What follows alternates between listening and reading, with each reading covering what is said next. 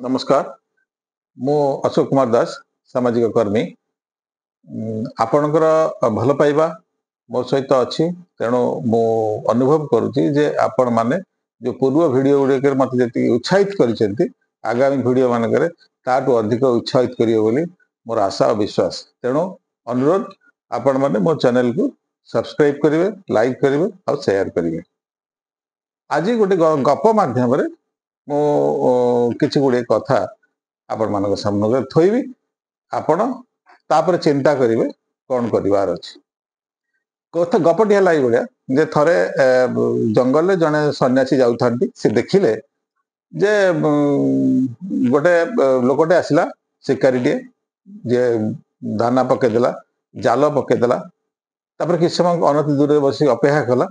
चढ़ई मैंने आसिक जाल पड़े जाल पड़ला किसी समय सब काटिक मांस करला आपको देखिक सन्यासी की भारी बाधिला तेणु सी कौन चिंता कले जे नाई नाई मु गोटे कम करी मु जाऊँगी जो चढ़ई मान रक्षा करी रक्षा केमती करी ना मुंडे जदि जहाँ पाखे ज्ञान बढ़ी जाए सी सुरक्षित हो जाए तेणु सी जा कौन कर चढ़ई मान क्लास आरंभ करदे जे ये शिखेले जे शिकारी आएगा दाना डालेगा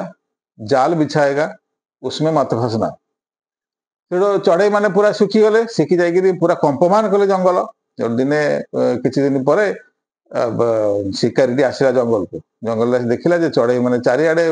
गाई चलते दाना शिकारी आएगा दाना डालेगा जाल बिछाएगा उसमें मत फंसना ता मन पूरा दुख होगा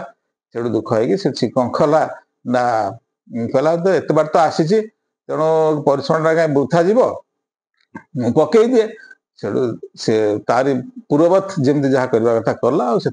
चढ़ई मैंने भी पड़े पड़ा बेले भी जाल छंदी है बेले भी सी से कथा गाउले जे शिकारी आएगा दाना डालेगा जाल बिछाएगा उसमें मत फंसना सेठू शिकारी कहला जे गुरु से किए हमको शिखे किए विषय जो योग्य नुहे से जगह ये शिक्षा कहीं देले गुरु को पचारा गुरुजी आप जंगल में जाकि चढ़ई मार शिखे से कहले हाँ ना देखो बेक काटला बेले भी से कथा ही कहते तेणु सांप्रतिक परिस्थिति आम बहुत कथा शिखुचे बहुत कथा जानुचे किंतु आम से अभ्यास द्वारा से कम करुचे यथा जल संरक्षण नदी अपवित्र करवा पुष्करिणी की अपवित्र करवा मूर्तिका को क्षय लगेबा वायु प्रदूषण करवा एवं वृक्ष काटिबा ए सब काम आमे करि जाउछु हमर किंतु आमे शिखिचु आमे छोट बड़ पढिचु आमे जानिचु सब करिचु कथाटा द्वितीय पर्याय करबा जे आमे प्रत्येक दिन देखुजे जे संध्या हेले आमर प्रत्येक छक उपरे खाद्य पाई जेमती आमे भिड़ लगौचे आ खाउचे मु भावे मते अनुभव हुए मते बहुत दुख लगे जे मु भावे जे बोधे काली पृथ्वी शेष